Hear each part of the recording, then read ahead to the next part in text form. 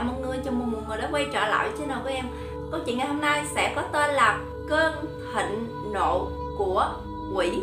Cách đây khoảng vài năm, ở một cái xã nhỏ có một cái mảnh đất để trống, và cho dù chủ của mảnh đất này người ta có rao bán với một mức giá rất là rẻ, không thể nào mà có thể rẻ hơn được nữa. Cùng với đó họ cũng gửi cho các công ty bất động sản để mà bán cái mảnh đất này. Tuy nhiên qua rất nhiều năm vẫn không bán được luôn nha. Cái lý do là bởi vì những người ở trong xã này nói cái mảnh đất đó nó rất linh thiêng và cũng có rất là nhiều ma quỷ luôn. Nhưng mà đến một ngày cũng có một cái gia đình nọ đến để mua cái mảnh đất này. Gia đình ông này thì có hai vợ chồng và một đứa con gái tên là Thùy. Ông chồng tên là Hiếu nha. Ông Hiếu này có xây cất ở đó một cái căn nhà khá là khang trang, xinh đẹp, hướng ra mặt tiền luôn. Và ở trước nhà thì có một cái cây khá là to luôn á mọi người. Và khi mà cất căn nhà này lên thì ông ấy cũng không có đốn cái cây đó, bởi vì ông ấy nghĩ là cái tán cây của nó sẽ che và sẽ giúp cho căn nhà mình nó mát hơn, cho nên ông ấy vẫn để nguyên đó. Sau khoảng 2-3 năm thì gia đình này chung sống ở trong căn nhà đó rất là bình an, hạnh phúc, công việc thì cũng rất là suôn sẻ thôi. Cho đến một ngày khi mà ông Hiếu này đang ngồi ở trong nhà để mà uống trà, nhìn ra phía trước nhà mình thì ông ấy mới phát hiện cái cây năm nào hôm nay nó đã lớn quá nhiều rồi. Những cái tán cây của nó che qua căn nhà mình khiến cho căn nhà của ông ấy cảm thấy nó u ám và nó tối tăm quá đi. Cho nên ông ấy mới có một cái quyết định, và phải nói đây là một cái quyết định mà nó gây đến một cái hậu quả phải nói cực kỳ rất là kinh khủng cho gia đình ông này luôn á. Đó chính là ông ấy quyết định cưa đi cái cây này để cho nhà mình nó sáng hơn, nó không còn bị u ám nữa. Nghĩ là làm, cho nên ông ấy mới đi để mà thuê cái cây cưa máy về. Khi mà thuê về đến nhà, vừa định mở cái máy cưa lên để mà cưa cây thì ngay lập tức mây đen kéo đến, kèm theo đó là tiếng gió thổi rất là mạnh luôn, và tiếng sấm chớp ầm luôn. Cho nên ông này không cưa được, ông ấy mới đem cái máy cưa đi vào trong để mà cất, để qua ngày hôm sau ông ấy làm. Tuy nhiên ông ấy không có biết một điều, đó là một cái dấu hiệu của thần linh, của ông bà muốn mách bảo cho ông ấy hãy ngừng ngay cái việc đó đi. Nhưng ông ấy không hề nhận ra luôn mọi người. Qua ngày hôm sau ông ấy mới kêu vợ và con của mình ra phụ ổng để mà cưa đốn cái cây này đi, để cho nhà mình nó sáng hơn, nó thoáng hơn á.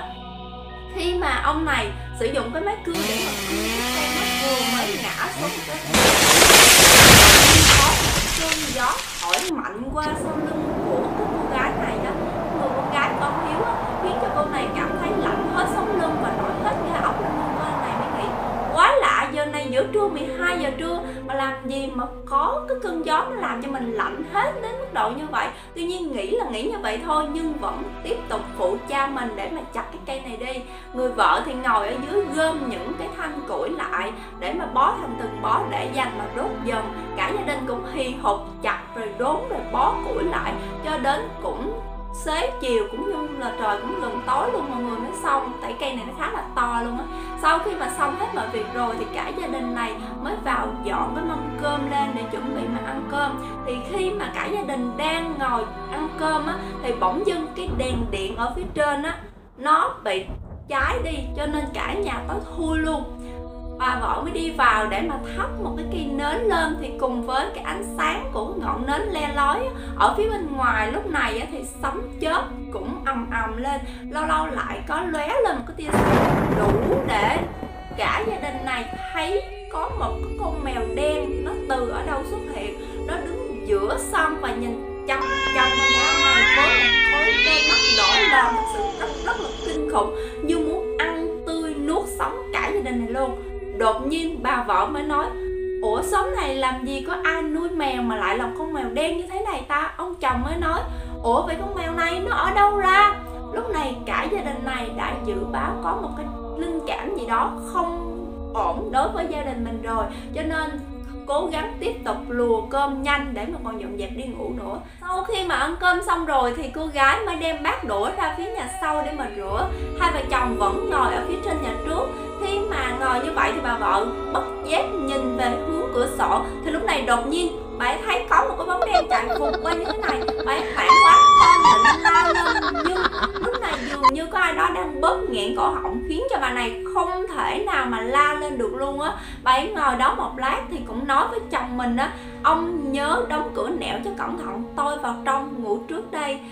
Cùng lúc đó thì ở phía nhà sau á, cô gái rửa chén xong rồi định đi lên nhà trước ngồi chơi một chút xíu thì mới vào phòng để mà ngủ. Tuy nhiên khi mà cô gái này vừa mới đứng dậy á thì lại có một cái con màu đen, và con màu đen này nó y hệt như cái con màu đen lúc nãy ở ngoài sân á, nó chạy cùng với chân cô ấy, làm cho cô này quá chạy vào phòng đóng cửa lại và ngủ luôn. Ông Hiếu khi mà ngồi ở phía trước nhà ngồi một chút xíu thì ông này cũng buồn ngủ và đứng dậy đóng hết cửa nẻo lại. Khi mà ông ấy đóng cái cửa chính lại thì đột nhiên ông ấy nghe bên ngoài có tiếng bước chân. Ông ấy nghĩ quái lạ, giờ này còn có ai đến nhà mình chơi mà giữa đêm hôm khuya khoắt như thế này. Thì ông ấy mới mở cửa ra xem thử có ai đến nhà mình chơi thật hay không. Khi mà mở cửa ra nhìn xung quanh thì cũng chỉ là một cái màn đêm tối ảm đạm thôi, không hề có một ai cả. Thì ông ấy nghĩ chắc có lẽ là do mình nghe nhầm thôi. Khi mà ông này đóng cửa lại quay lưng đi để đi vào trong phòng á thì đột nhiên có một cơn gió thổi rất là mạnh luôn á. Cơn gió này nó thổi mạnh đến cái mức độ mà làm cho cái cửa chính của cái nhà này mở tung ra. Phòng quay trở lại thì khi mà ông này quay mặt trở lại thì cái cảnh tượng hãi hùng đập vào mắt ông Hiếu này đó chính là hình ảnh của một người đàn ông, nhưng người này không có đầu nha mọi người, và cái đầu lúc này đang được ông ta xách ở trên tay và tung hứng như một cái loại bóng. Bất thình lình cái đầu này nó bay thẳng đập vào cái tiếng này. Ông Hiếu hoảng quá chỉ kịp la lên ngay tại chỗ luôn. Nghe tiếng la thì hai mẹ con này mới chạy lên thì thấy cha và chồng của mình đang nằm ở dưới sàn thì mới đỡ ông này lên so bóp vào các kiểu. Một lúc sau thì ông Hiếu cũng tỉnh dậy và chưa có kịp đợi vợ con mình hỏi chuyện thì ông này đã kể lại hết sự tình từ nãy tới giờ. Khi mà nghe xong thì cả gia đình này lạnh hết người, nổi hết da gà luôn á. Cả gia đình này mới đóng cửa nẻo cẩn thận, đi vào trong phòng đóng cửa lại để mà ngủ. Và khi mà hai vợ chồng này ngủ được một lúc sau á thì đột nhiên có một cơn gió thổi luồn vào từ cái cánh cửa sổ ở gần giường á, khiến cho hai vợ chồng này lạnh run luôn, lạnh đến mức độ mà ông chồng không thể nào mà chịu được, phải ngồi dậy với cái tay để mà đóng cửa sổ lại. Khi mà ông chồng này vừa mới với cái tay ra để đóng cửa lại thì đột nhiên có một cái bàn tay lạnh ngắt nắm kéo ra. Ông ấy nhìn lên á thì thấy có một cái gương mặt trắng bệch đang nhìn chăm chăm vào mặt ông ấy, và cái gương mặt này nó hoàn toàn khác so với cái gương mặt lúc nãy mà ông ấy thấy ngoài cửa, bởi vì đây là gương mặt của một người phụ nữ nha. Và cái gương mặt này nó chỉ có hốc mắt thôi, nhìn vào rất là ghê gớm và đen thui, nhìn gớm ghiếc lắm mọi người. Và cái gương mặt này dần dần nó trở nên nứt nẻ và máu chảy lon ra hết mặt luôn. Cùng với đó là một cái giọng nói the thé cất lên: rồi mày phải chết. Sau khi nghe như vậy, ông này hoảng quá toan định la lên, nhưng không biết sao có một ai đó đang bóp nghẹn cổ họng khiến cho ông này không thể nào la lên được nữa. Bà vợ thì nằm kế bên ngồi dậy mới hỏi: sao nãy giờ ông ngồi lì ở đây mà không chịu đóng cửa lại đi để mà còn đi ngủ nữa? Ông chồng vẫn im thinh thích không trả lời một câu nào hết, cho nên bà vợ mới với cái tay để mà đóng cửa sổ lại. Nhưng lúc này khi mà bà vợ đóng cửa thì hoàn toàn không có gặp cái vấn đề gì giống như ông chồng mới thấy ma cả hết nha. Và khi mà đóng cửa xong rồi thì bà ấy mới nằm xuống để mà ngủ tiếp.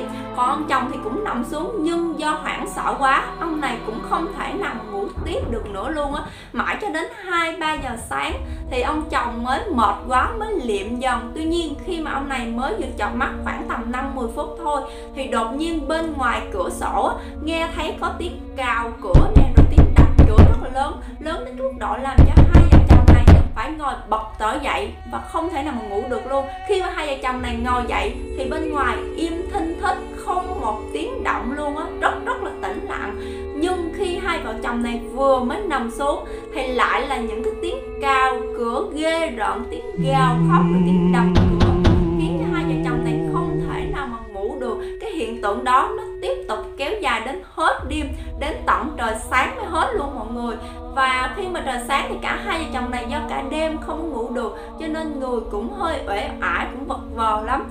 Còn riêng cái đứa con gái thì ngủ rất là ngon lành.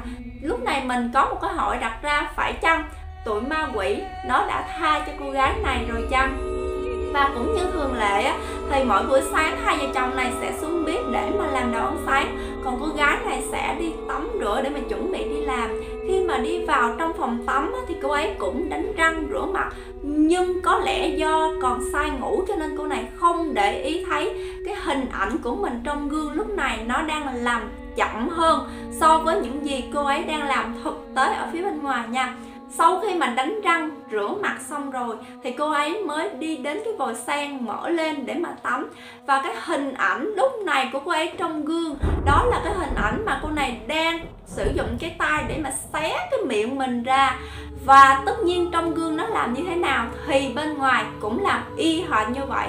Cô gái này cũng sử dụng tay để mà kéo cái miệng mình ra, nó tét ra đến cái mức độ mà hai cái miệng này nó kéo dài lên tới mang tay và máu lên láng hết sàn luôn.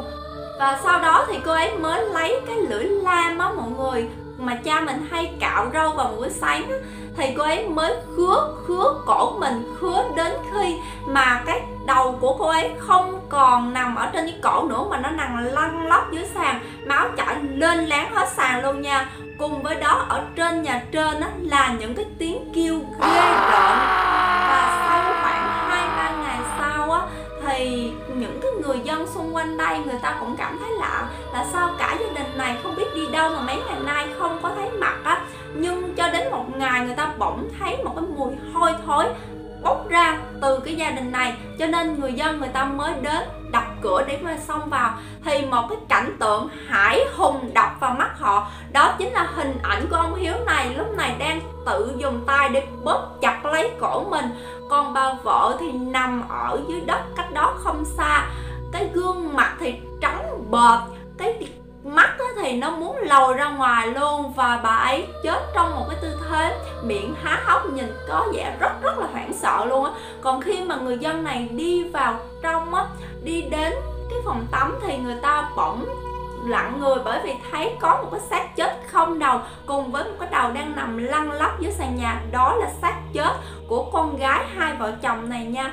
Mãi qua một khoảng thời gian sau thì có một cái người thầy Pháp đi ngang qua cái khu vực này và có ghé vào trong cái căn nhà này để mà xem á.